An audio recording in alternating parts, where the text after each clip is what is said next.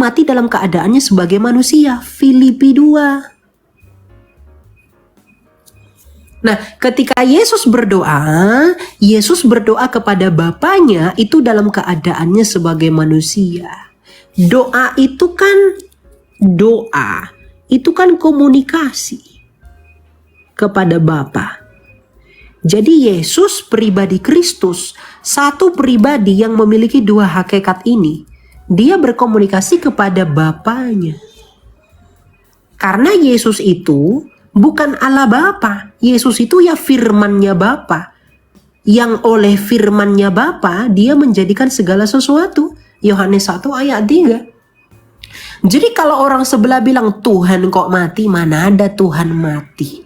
Yang mati kemanusiaannya kok, bukan kealahannya yang mati. Gitu loh. Mana bisa kealahannya mati, kemanusiaannya yang mati.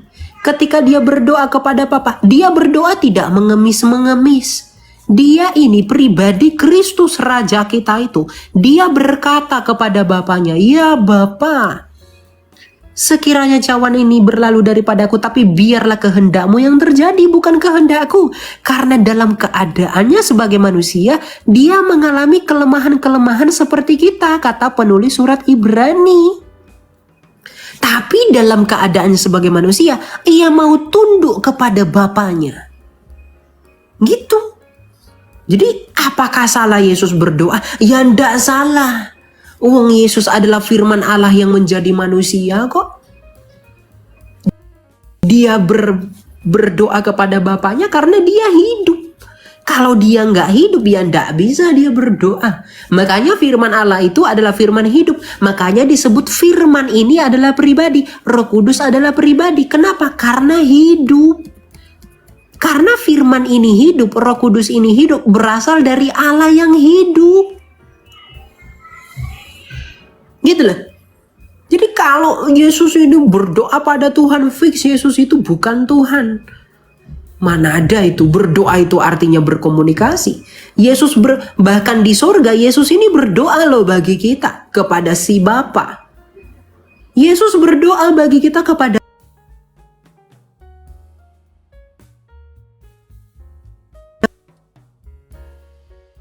pensyafaat, imam besar. Penulis surat Ibrani berkata Yesus adalah imam besar kita, mewakili kita di bumi. Maka ketika kita berdoa kepada Yesus, maka Yesus akan menyampaikan itu kepada Bapa. Karena kita mengenal Bapa hanya di dalam Yesus saja. Si pensyafaat ini. Kalau ada orang mengaku sampai kepada Bapa tapi tidak menyembah ini, mustahil.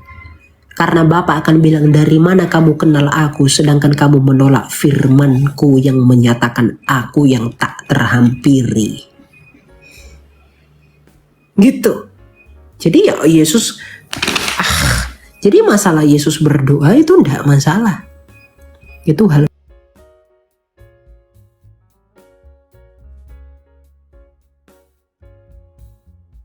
biasa. Yesus berdoa itu bukan ngemis-ngemis kok. Tuhan saya tidak bisa ini, saya bukan begitu. Ketika Petrus itu menyalangi penyaliban, apa kata Yesus? Apa kata Yesus? Kamu pikir aku tidak bisa mengutus malaikatku untuk melindungiku? Coba kita lihat kekuasaan Yesus di dalam Wahyu 22 ayat 16. Ya. Kan kadang orang-orang nih. Yesus berkata di dalam Wahyu 22 ayat 16. Apa kata Yesus? Aku, Yesus telah mengutus malaikatku. Dia punya malaikat. Nah, karena ini tadi bro. Kamu tadi udah baca Matius 28 ayat 19 itu. Kan? Kamu tadi udah baca. Apa katanya? Coba baca lagi. Matius 28 ayat 18. Coba kamu baca ulang lagi. Apa katanya? Ayat 18. Yesus mendekati mereka dan berkata, kepadaku telah diberikan segala kuasa di surga dan di bumi. Kepadaku Kepadaku telah diberikan segala kuasa di bumi dan di sorga. Artinya siapa yang memberikan? Bapa yang tidak kelihatan ini, ingat ya, Bapa yang tidak kelihatan ini memberikan kuasanya atas surga dan bumi kepada Yesus secara kelihatan. Makanya Yesus ini disebut sebagai Allah yang mengimanen atau imanensinya Allah. Karena Bapa itu transenden. Gitu. Jadi kan Yesus kan bilang apa? Telah diberikan kepadaku. Ya iya, kepenguasaan Bapa yang tak terhampiri, Bapa kita yang tak kelihatan itu, kepenguasaannya dinyatakan melalui firman-Nya menjadi manusia dengan kelihatan. Maka manusia itu bisa percaya sama Bapa kalau di dalam Yesus. Karena Yesuslah yang menyatakan Bapa. Coba kita lihat dalam Kolose 1 ayat 15. Ya.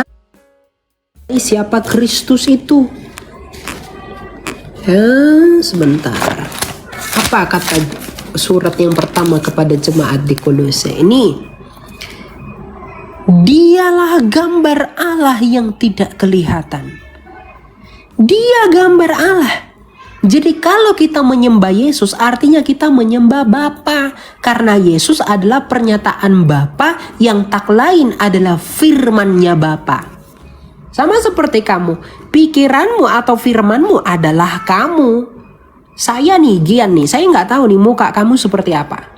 Saya nggak kenal kamu, mukamu lonjong kah, bulat kah, petak kah, segitiga, saya nggak tahu. Tapi saya bisa tahu kamu dari firman-Mu yang menjadi suara di telinga saya.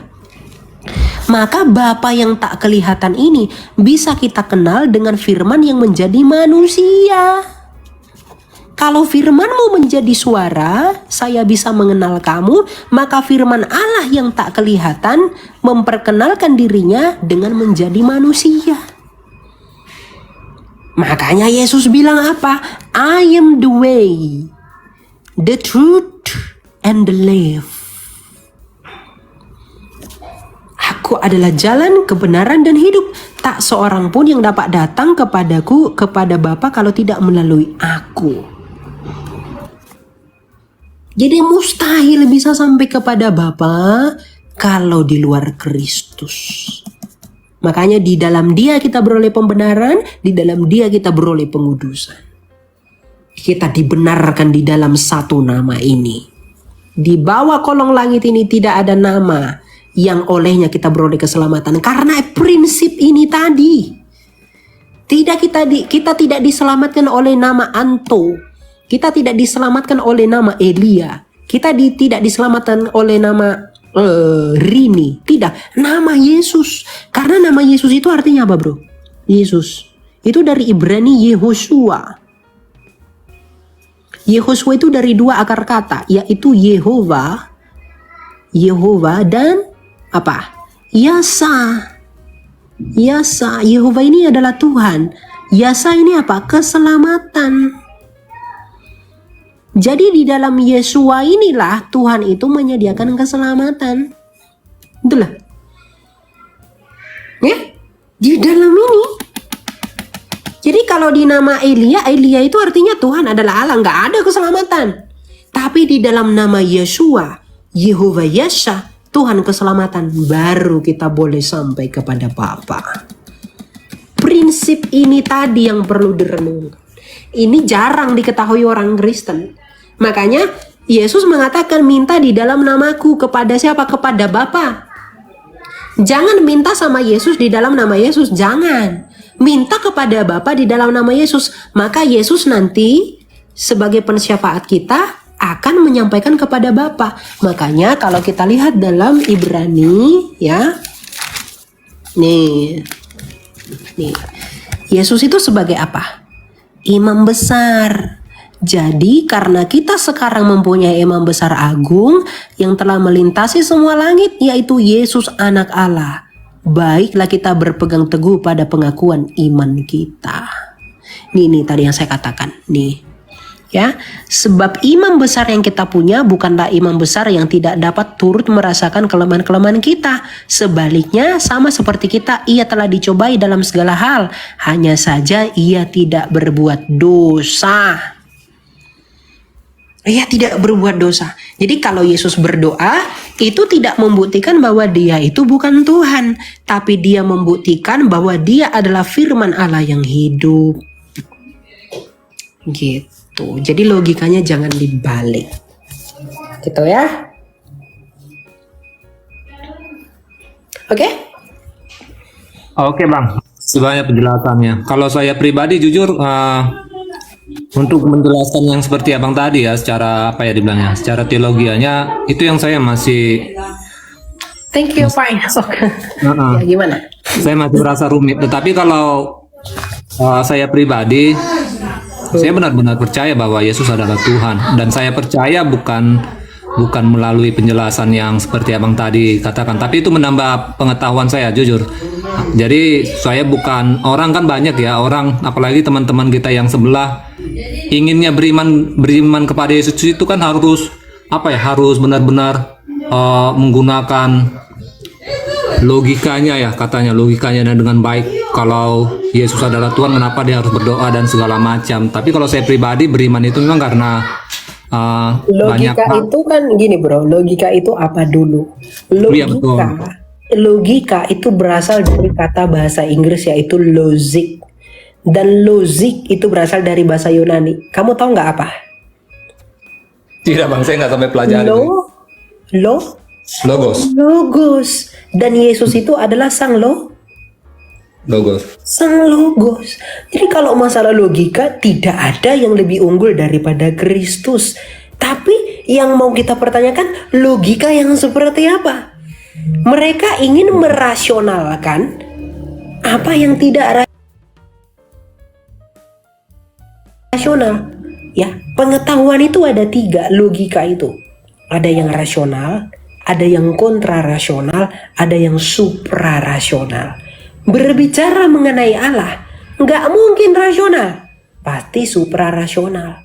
Tapi kalau mereka mau merasionalkan Allah, yaitu Allah mereka, Allah kita tidak seperti itu.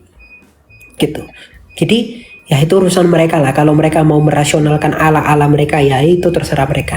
Tapi ini tadi, prinsip ini tadi, Kristus itu tidak bisa dipahami dengan logika hikmat dunia. Makanya Rasul Paulus dalam surat pertamanya kepada jemaat di Korintus kan mengatakan, orang yang tidak mengenal Allah, bagi mereka penyalipan adalah sebuah kebodohan. Bagi siapa? Yang mau binasa. Iya, benar-benar. Gitu. Jadi tidak perlu heran. Yang penting kita menjawab, memberitahu kebenarannya. Tak perlu memaksa, menjambak mereka untuk menjadi pengikut Yesus. No. Kita beritakan yang benar agar ketika Kristus datang menghakimi, mulut mereka tidak dapat berkata, kami belum mendengarkan kebenaran itu, karena kebenaran itu sudah diberitakan bagi mereka. Urusan mereka mau terima atau tolak, itu urusan mereka ke depan. Betul. Gitu. Urusan kita memberitakan, ya Bang. Setuju. Memberitakan, betul. Gitu ya. Makasih banyak Bang Elia, luar biasa, makasih. Ya. Tuhan tetap pakai ya Bang, dan diberkati selalu. Saya turun Bang ya. Yo.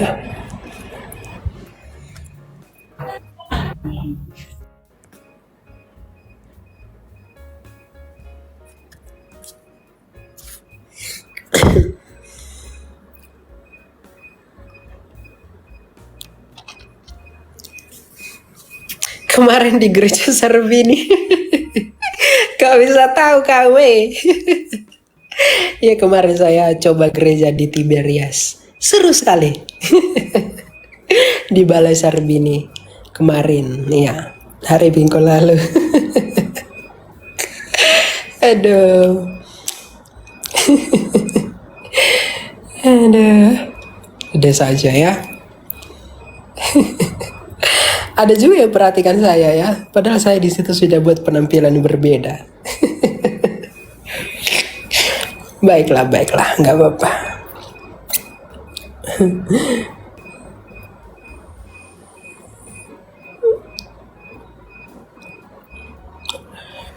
Kok belum nggak ada dia?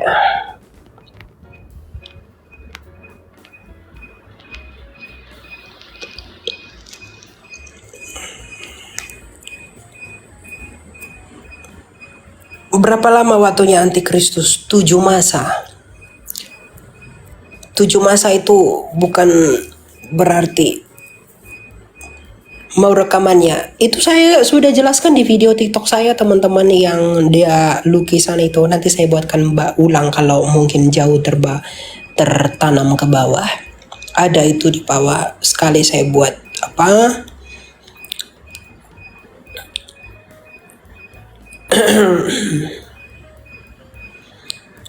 Gitu ya.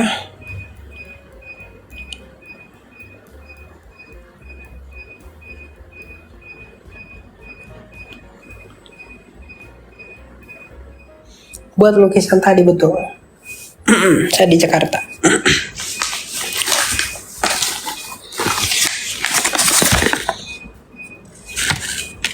Kok nggak ada ya? Kok ini ya kalian ya? Bentar ya.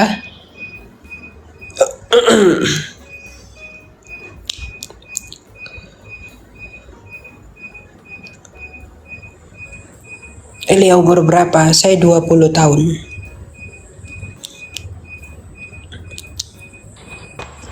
Iya, silakan 5 roti 2 ikan.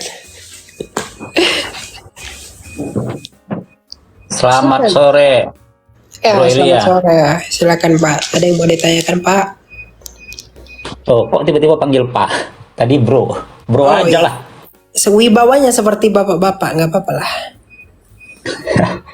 Iya, sangat tertarik melihat anak muda di dalam konstelasi apa ya, hiruk pikuk ya, dunia apologetika. Bukan apologetika sih, kalau menurut saya yang terjadi sekarang dunia caci maki sih sebenarnya.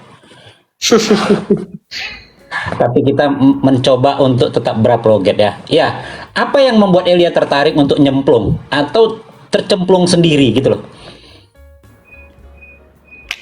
Aduh, saya sudah berkali-kali sebenarnya mengatakan ini. Dulu itu saya tuh kontennya itu Pak tentang keuangan. Dulu. Saya tuh bahas keuangan, investasi, pasar modal, ya dunia persahaman dan lain-lain. Saya dulu bahasnya begitu. Dan memang lumayan rame, enggak, meskipun tidak rame sekali ya. Jadi saya mengedukasi orang tentang asuransi, tentang instrumen investasi, produk perbankan, begitulah. Nah, tiba-tiba di TikTok saya tuh sering keluar konten-konten yang menghujat kekristenan, memberitahukan Kristen dengan cara yang salah. Ya saya putuskan untuk ya daripada saya begini-begini tidak punya dampak, lebih baik bukan tidak punya dampak tapi kurang berdampak. Kenapa saya tidak menjadi alat yang Tuhan pakai untuk memberitahukan kebenaran firman-Nya begitu. Saya berdoa sama Tuhan. Dan hari itu juga saya buat video mengenai pengajaran Tritunggal, kemudian ketuhanan Yesus, ya pokoknya yang mengenai kristologi dan teologi dasar lah dulu. Dan langsung rame pada saat itu, hari itu juga gitu loh. Udah saya lanjut untuk melakukan itu. Jadi saya prihatin kepada orang-orang Kristen ini kan, apalagi anak-anak muda ini mudah sekali mengeluh, mudah sekali protes sama Tuhan, tapi tanpa kenal dan tanpa tahu siapa Tuhan mereka. Nah, saya pengen beritahu Tuhan sebelum Tuhan yang kamu protes itu Tuhan yang begini loh gitu. Makanya saya pengen mengajak mereka untuk kenal. Jangan sekedar tahu, tapi kamu harus kenal. Mengenal dan mengetahui itu berbeda. Jadi saya pengen kamu kenal Tuhan yang kamu ucapkan itu setiap hari itu seperti apa. Gitu. Dan jadi ada ruang khusus gitu ya, getika gitu ya. Oke, itu bukan pertanyaan inti saya sih, cuma saya ingin tahu aja anak muda nyemplung di sini gitu ya. Tapi pertanyaan saya gini loh, tadi Elia kan saya lihat banyak sekali belajar gitu ya dari ya macam-macam itu referensinya gitu ya. Saya dengar-dengar juga belajar dari teolognya Reform, teolognya Ortodoks, teolognya Katolik gitu. Nah, sebenarnya apa yang ada nggak perbedaan signifikan di antara misalnya Ortodoks dengan Protestan tentang pribadi Yesus? Tidak ada. Hanya saja cara memandang Kristus itu berbeda. Gini, kalau dalam hal soteriologi, dalam hal keselamatan semuanya sepakat. Dalam iman Oke. kekatolikan, iman ortodoksia, dan iman protestan, kita percaya hanya Yesus yang menyelamatkan. Itu kita sepakat. Dan berita itulah yang harus kita sebar. Ya, tapi mengenai kadang begini, Kristus itu posisinya katakanlah sebagai imam, sebagai raja, sebagai nabi, itu kita akui di dalam semua denom. Nah, makanya saya katakan, apakah ada perbedaan? Tidak ada. Semua sama. Hanya saja cara menyampaikan Kristusnya ini loh. Ya, itu berbeda sesuai dengan ciri khas mereka. Kalau Katolik itu memberitakan Kristus, Katolik itu punya ciri khas Kristusnya mereka dalam memberitakan. Mereka punya ciri khas. Kalau kamu coba gabung dengan komal-komal Katolik, mereka punya gaya Katolik memberitakan Kristus itu berbeda dengan gaya saya. Ortodoks pun begitu. Tapi poinnya sama, cuma metodenya itu beda. Ortodoks itu memberitakan Kristus itu beda caranya, pendekatannya beda. Tapi substansinya itu tetap sama. Saya pun Protestan begitu. Nah, saya pikir begini. Saya kan teman ya, Agatha itu ortodoks, Michael itu ortodoks, Ko Charlie, Vincent, Ko Don, siapa, Joseph itu kan Katolik. Dan saya bahkan bertemu langsung dengan mereka-mereka itu semua. Mereka punya caranya gitu loh untuk memberitakan, begini gitu. Masalah doa-doa novena itu yang Bunda Maria itu saya coba juga, bagus juga itu doa ternyata. Saya coba juga paraklesis dari ortodoks, nyaman juga di saya. Jadi poin yang saya tangkap adalah ternyata begitu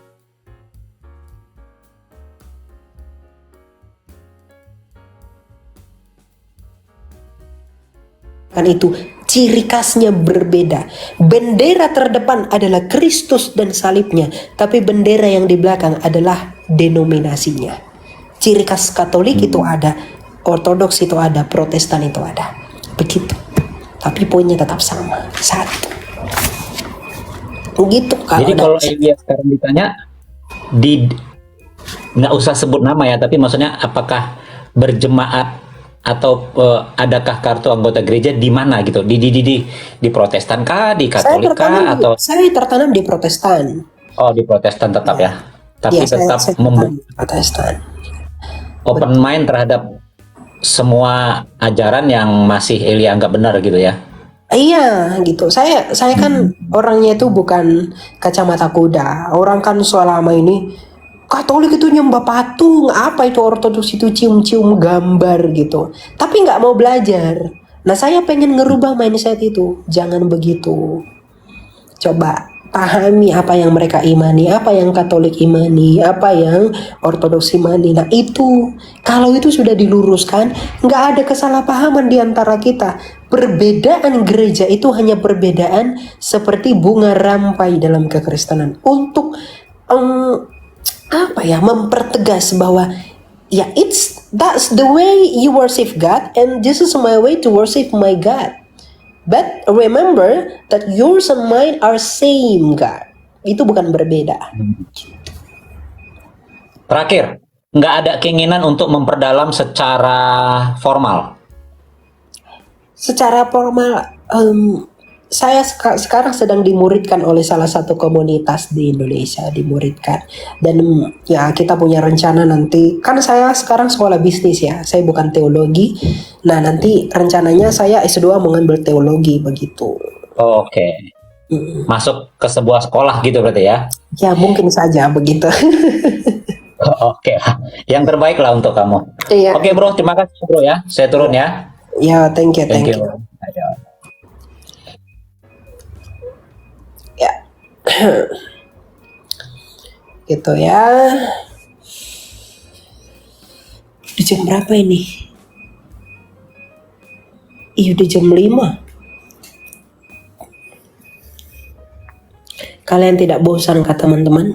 Dari tadi kalian di sini udah hampir 5 jam. 5 jam loh. Aku udah apa? Udah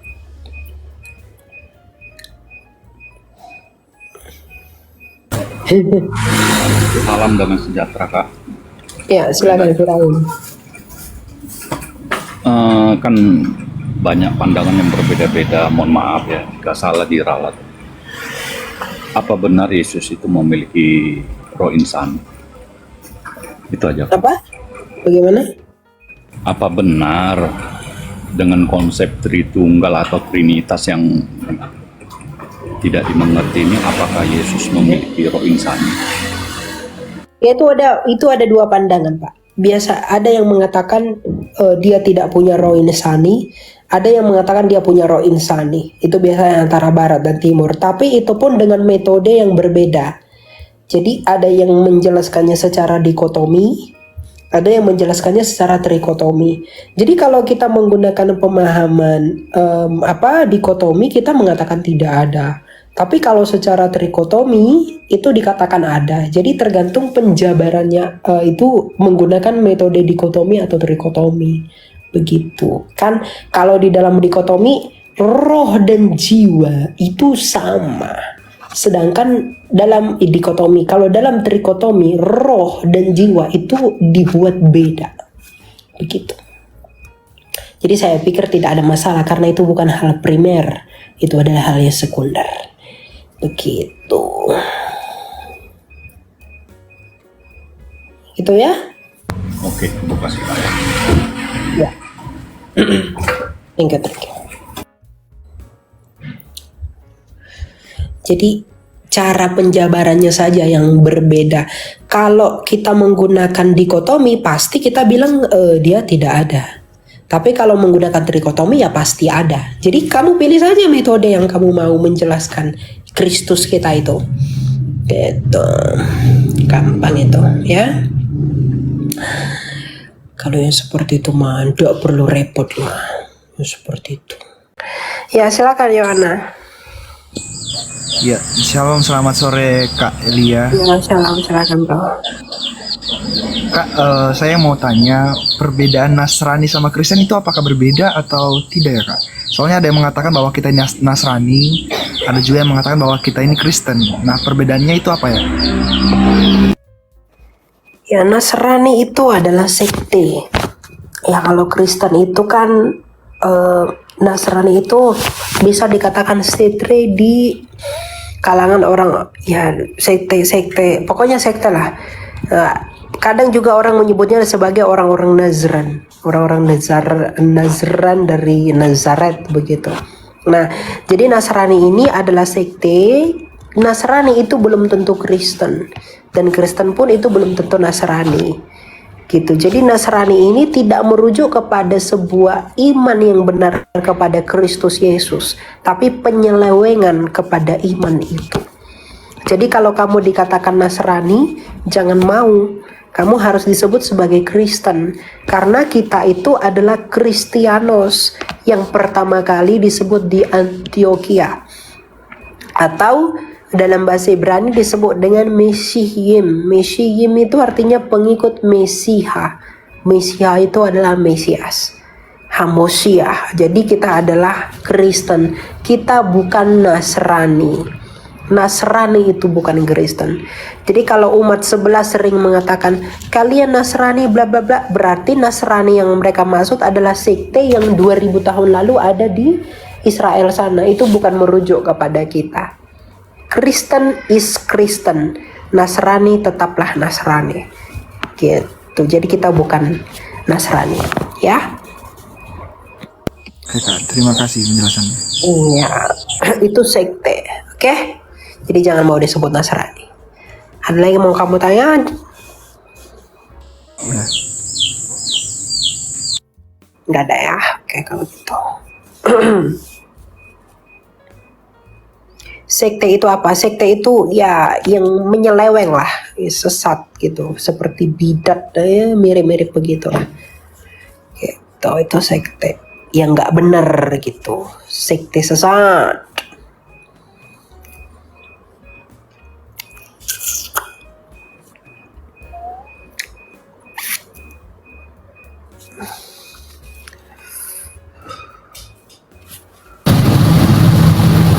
Buset, di mana kamu? Selamat malam. Iya, selamat malam Kak. Ya malam. Di mana kamu? Kok bising kali bro? Di mana kamu? Halo? Kok nggak ada suaramu bro? Jangan keluar dari... Iya, dapat dengar? Ya, satu ya. Ya. Kita cuma mau bertanya soal mengenai baptisan. Beberapa momen saya dengar, ya saya hanya mau bertanya soal Jangan keluar dari aplikasi ya. Saya nggak bisa dengar suara kamu. sorry.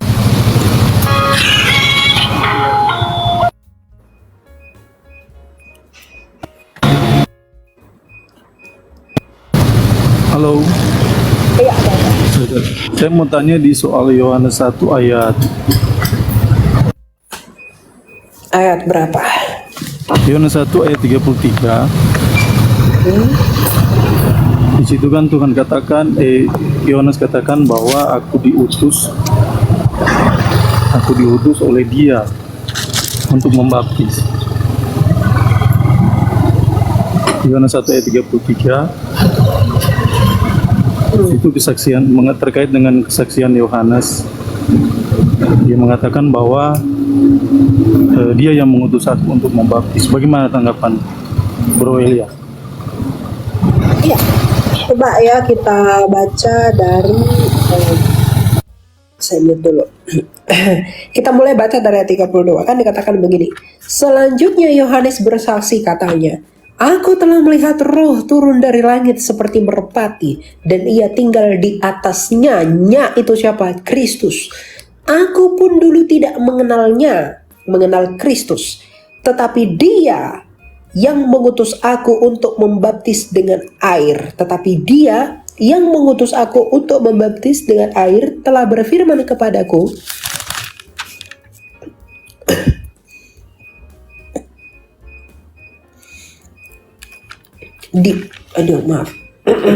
Dia di sini adalah Bapa, ya. Coba.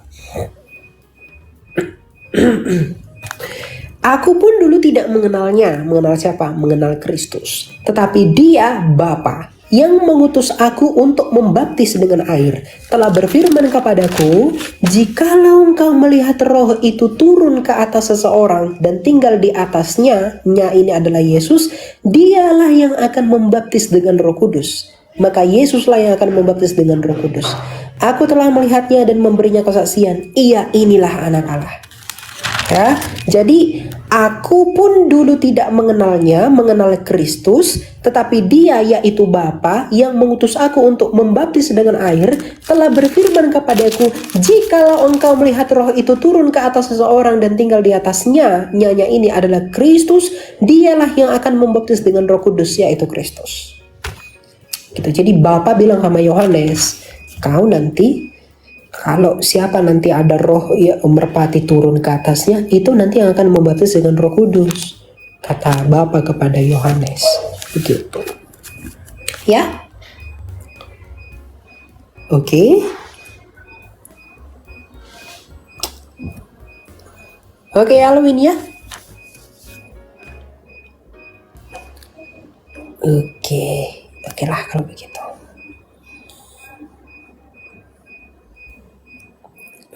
Oke, saya naikin. Jadi apa ini?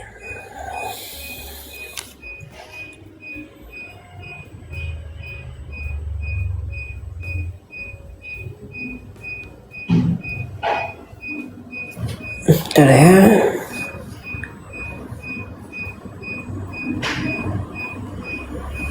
Aduh.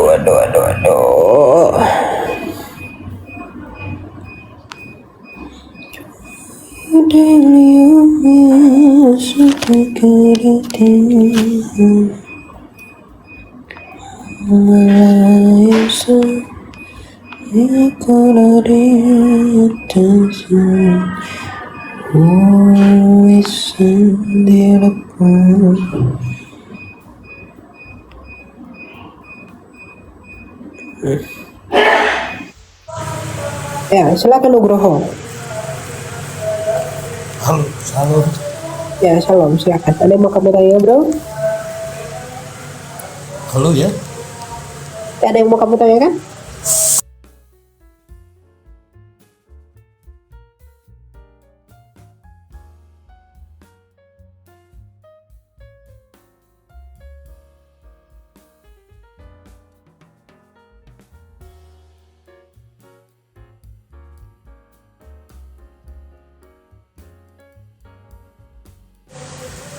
Aku mau tanya nih Bro Elia, ada dua pertanyaan yang mau saya tanyakan. Untuk yang pertama itu memang ketidaktahuan saya memang sebelumnya adalah seorang Katolik. Gak kedengaran loh suaranya. Halo, cek cek. Oke, coba lagi. Halo, cek cek cek. Udah dengar suaranya? Coba kamu saya turunkan, kamu nanti request lagi ya. Oke, Oh, baik, baik, ya, siapa tahu ada yang itu. baik, baik. Ya, oke, silakan Santi. Shalom Elia, Tuhan Ya, berkati. salam, silakan. Elia, sebelumnya sih saya pernah tanya nih, sesuatu yang coba berpikir, coba bertanya gitu kan, tentang kisah Yehuda dan Tamar. Iya udah kan? Kejadian 38. Nah, Tuhan Yesus itu lahir tuh kan dari keturunannya Yehuda ya gitu. Nah,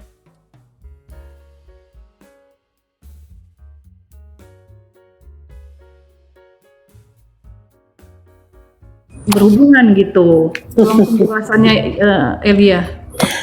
Iya. Jangankan dari situ, Yesus dengan bangga mengatakan, akulah tunas Daud yang gilang gemilang. Padahal dalam silsilah Kristus jelas-jelas melibatkan Betsheba. Gimana dong? Iya, Gimana dong? penjelasannya.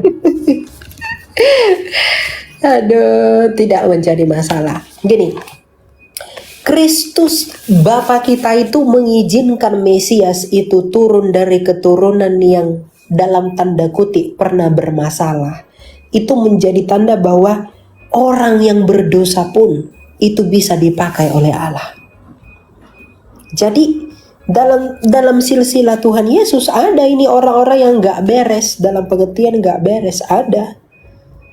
Itu menunjukkan bahwa Allah itu, yaitu Bapa kita, Dia membuka kasih karunia-Nya dan pengampunannya bagi semua orang. Jadi baik dia punya dosa ataupun tidak, semua berdosa ya, dia orang berdosa, orang itu bisa tetap dipakai Tuhan bagi kemuliaannya. Jadi tidak perlu heran tentang itu. Yesus dalam Abraham, dalam silsilahnya aja dikatakan begini. Inilah daftar nenek moyang Yesus Kristus, Matius 1 ayat 1. Anak Daud, anak Abraham. Dengan bangga dia dikatakan anak Daud.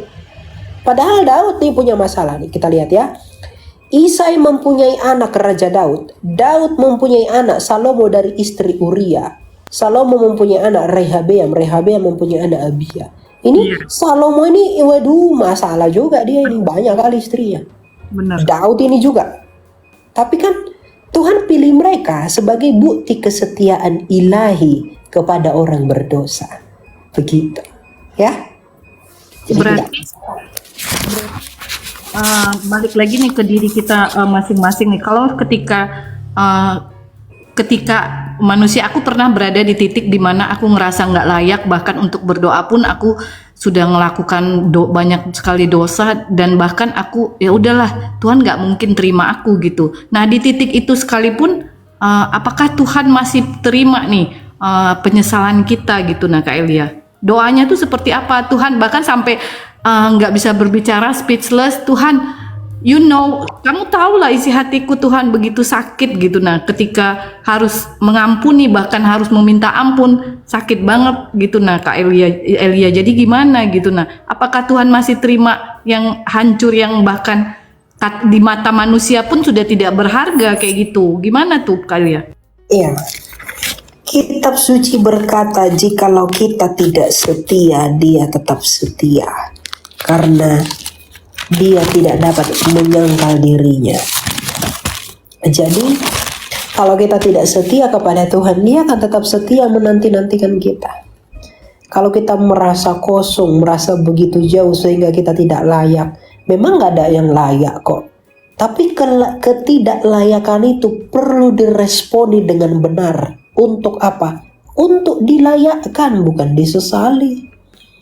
Dilayakkan. Sejak kita lahir nggak ada kita yang layak. Bahkan sebelum kita berbuat dosa pun kita udah nggak layak. Tapi ketidaklayakan itu harus diresponi dengan cara yang benar. Yaitu apa? Untuk mendapatkan kelayakan. Kelayakan di dalam siapa? Di dalam Kristus saja. Jadi ketika kita pernah jatuh dalam dosa, merasa kita tidak layak, Tuhan tidak lagi mengasihi kita, Tuhan telah mengutuk kita, Tuhan telah menjauhkan pandangannya daripada kita, itu adalah tuduhan si jahat. Dia itu kita sebut sebagai Bapa. Bapa itu tidak mungkin memberimu ular ketika kamu meminta roti. Makanya kita sebut dia sebagai Bapa kita. Dia di dalam 1 Yohanes dikatakan, jikalau kita mengaku dosa kepada dia, ia adalah setia dan adil. Ia akan mengampuni dosa dan tidak mengingat kesalahan kita. Yang penting ketulusan itu. Seperti Daud di dalam Mazmur 51. Daud itu tulus sekali sama Tuhan.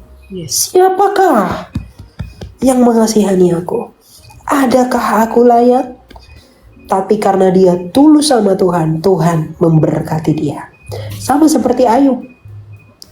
Ya, Tuhan yang memberi, Tuhan yang mengambil. Ayub berpikir, kenapa begini Tuhan? Bukankah keadilan harusnya tidak begini? Maka tapi Ayub memilih setia sama Tuhan. Lalu pada akhirnya kesetiaannya itu berupah pemulihan Ayub. Jadi yang Tuhan mau adalah ketulusan dan kesetiaanmu. Ya, kalau kamu tulus, kamu akan berbuah. Kalau kamu setia, buahmu akan berupah. Kalau kamu tulus tapi kamu tidak setia, itu hanya berbuah tetapi tidak berupah. Tapi kalau kamu tulus, kamu setia, kamu akan berbuah dan kamu akan memiliki upah. Kadang kita merasa begini, jahat kali ya, sakit kali hatiku ya. Aku disakiti sedemikian rupa, aku disakiti begini, begitu segala macam. Semua kita berpikir begitu. Tapi kadang kita tidak berpikir, coba kalau Kristus yang tidak berdosa itu memiliki pikiran yang sama seperti kita. Enggak maulah aku disalib hanya untuk kalian. Sakit kali ku rasakan. Kalau dia berpikir begitu, mungkinkah kita memperoleh keselamatan? Dapatkah kita beroleh hidup? Tidak. Karena tujuan kita menjadi serupa dengan Kristus, maka kita pun harus mengampuni seperti dia.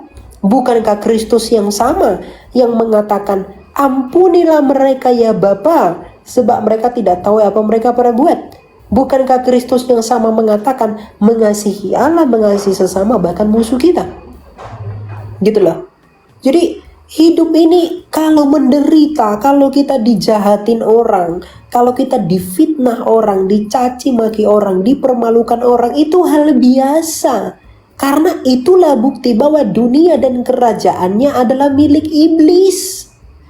Selama kamu di dunia, jangan mengharapkan ketenangan untuk selama-lamanya, kebahagiaan yang kukuh.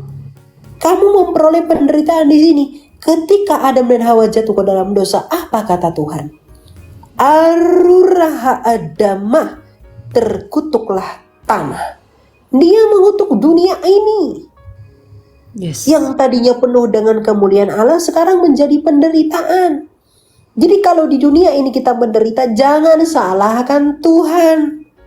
Karena Tuhan pada mulanya menciptakan dunia ini dengan kebaikan. Tapi karena dosa nenek moyang kita rusak semua. Itulah yang dipulihkan, kata Rasul Paulus di dalam suratnya kepada jemaat di Roma. Karena satu orang, semua orang telah berdosa, karena Yesuslah kita juga diselamatkan. Jadi kesenangan dan kebahagiaan sejati itu hanya kamu temukan di dalam Kristus saja. Di luar Dia itu tidak ada. Jadi jangan merasa bahwa kok saya merasa tidak enak ya, saya tidak terima ya, saya begini ya. No, pandanglah kepada Kristus. Saya disakiti banyak orang. Ya, saya dulu dipanggil sebagai anak, tapi saya dihina, difitnah, dipermalukan di depan banyak orang. Nama saya dijatuhkan. Mungkin kalian pun tahu itu siapa. Tapi saya mengampuni dia, biarkan aja dia berlaku dengan kemauannya. Kita lihat aja sampai di mana orang yang seperti itu. Begitu. Jadi kalau kamu memang tulus, Tuhan yang jadi pembelamu. Lihat Mazmur 51, kamu baca nanti itu. Tuhan yang jadi pembelamu kalau kamu tulus.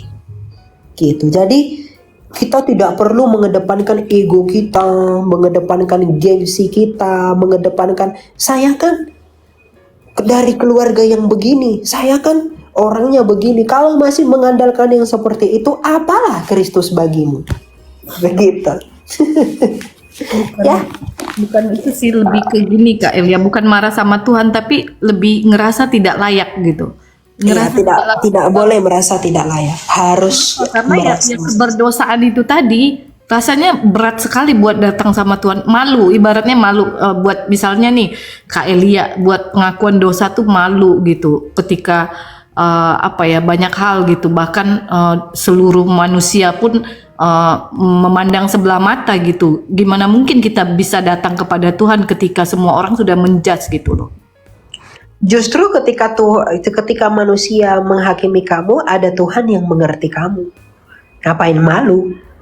Gitu loh. Kita sudah telanjang di hadapan Tuhan, ngapain nutupin sesuatu sama Tuhan? Tanpa kamu ngomong dia udah tahu kok. Begitu. Satu lagi boleh, satu lagi. Ya, silakan. Nah, kalau dalam kalau kami Protestan, Lutheran gitu kan. Nah, biasanya ketika yang sakit atau sudah mau meninggal seperti itu, gereja akan datang untuk namanya perjamuan kudus gitu ya, buat orang-orang yang mungkin permintaan keluarga atau seperti apa gitu. Nah, di ICU biasanya ada beberapa keluarga yang seperti itu. Nah, bagaimana apakah ketika tidak melakukan sakramen perjamuan kudus itu, ketika mati, apakah gereja tidak menerima atau bahkan Tuhan tidak mengenal kita seperti itu? Gimana menurut pandangan? Sakramen perjamuan kudus kan adalah peringatan mengenai Kristus. Inilah tubuhku dan darahku. Tapi yang menyelamatkan itu tetap iman. Gitu. Jadi bukan karena tidak melakukan itu kita tidak diperhitungkan. No, hanya Tuhan Yesus yang tahu iman kita sebesar apa sama Dia. Gitu. Jadi keselamatan itu tidak bergantung kepada perjamuan kudus. Karena perjamuan kudus itu datang dari iman. Makanya dalam 1 Korintus 11, ketika kamu makan tubuh dan darah Kristus, artinya kamu harus mengakui tubuh Tuhan. Kalau tanpa mengakui tubuh Tuhan, kamu akan berdosa. Begitu. Jadi kita beriman dulu, baru kita melakukan perjamuan. Jadi mau dilakukan atau tidak perjamuan itu, yang penting dia beriman. Tapi kalau dia sempat melakukannya, buktikan imanmu dengan ikut perjamuan. Tapi kalau tidak sempat, imanmu akan menyelamatkanmu. Begitu. Berarti itu tidak apa sih namanya, kalau misalnya nih sudah sekarat atau apa dan tidak sempat melakukan perjamuan kudus, bukan berarti dia tidak diterima ya? Oh, tidak ada begitu. Oke Elia, Tuhan memberkatimu selalu ya. Ya, Tuhan berkati selalu. God bless ya. Ya. Ya. Ya. Ini Sudah saya turunkan. Oke, mungkin begitu saja dulu ya teman-teman ya. Saya sudah lelah juga ya, tadi kepala saya sudah mulai sakit. Ya, begitulah. Yang mau saya sampaikan adalah, mohon maaf yang belum datang, yang belum ikut naik ya. Nanti kita live lagi kapan-kapan. Dan terima kasih buat yang udah dukung saya. Tap-tap layar, kalian hebat, keren. Kalian bisa melakukan itu sampai 300. Mantap sekali. Nah, yang mau saya sampaikan begini kepada anak-anak muda secara khusus, bahwa Kristus atau Tuhan Yesus itu adalah kekayaan kita yang terbesar. Jadi cobalah mengenal dan mengetahui Dia dengan baik. Kamu akan memperoleh apa hikmat itu. Jangan kejar hikmat dunia, tapi kejarlah hikmat yang benar di dalam Tuhan. Itulah yang menyelamatkan, itulah yang membuahkan, dan itulah yang mengupahkan. Begitu. Jadi kita harus setia kepada Tuhan dalam pengertian setia di dalam pendengarannya dan setia di dalam segala sesuatu yang Dia mau daripada kita. Tuhan memberkati kita selalu, dan ingat, dimanapun kamu berada, tidak ada yang lebih besar daripada Kristus yang kamu imani, dan tidak ada yang lebih baik daripada Bapa yang kamu sembah di dalam Dia. Berpegang teguhlah kepada pengharapan akan imanmu, berpegang teguh dan tetap setia kepada pengharapanmu. Ya, Kristus Untuk apa kamu punya seluruh dunia ini, tapi kamu tidak mempunyai hidup? Hidup itu hanya kamu temukan di dalam Yesus saja. Jadi buatlah Yesus itu seperti hidupmu yang kamu, bagaimana saya mengatakannya? Maksudnya dimanapun kamu berada, biarlah Yesus Kristus itu menjadi kebanggaan dalam dirimu. Kamu kesusahan, tapi kamu semangat kembali, ada Kristus. Kamu dalam sukacita, kamu harus bersyukur karena Kristus. Saya pengen begitu. Saya pengen kamu semua dan saya itu tuh merasa bahwa apa yang terjadi dalam hidup saya ada Kristus dan oleh karena Kristus. Begitu saja. Gitu loh. Saya pengen mengajak teman-teman semua itu melakukan hal yang seperti itu. Karena itu yang Tuhan mau. Gitu loh. Yang kesadaran akan Dia, itu yang penting. Puncak penyembahan tertinggi itu adalah ketaatan kepada Tuhan. Jadi kalau kamu masih di dalam dosa, kamu masih negosiasi dalam dosa, saya pun pernah seperti itu. Saya bukan orang yang kudus, saya dulu orang jahat, tapi pertobatan itu ada. Jadi mari bersama-sama mulai tinggalkan yang jahat, mulai tata hidup yang lebih baru, agar kita beda dengan kerajaan dunia ini. Begitu ya. Tuhan berkati selalu dan kita akan bertemu lagi. Terima kasih. Saya akhiri dalam nama Bapa, Putra dan Roh Kudus.